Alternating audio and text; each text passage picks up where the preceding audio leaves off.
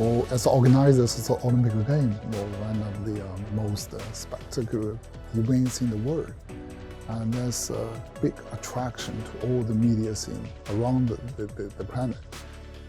The cloud service would open the door, and it opens the Olympic events to everyone.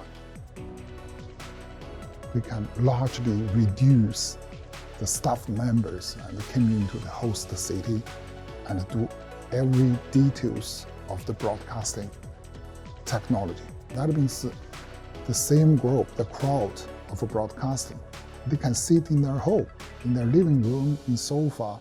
It's far away from Beijing and far away from Tokyo, but they work on the cloud.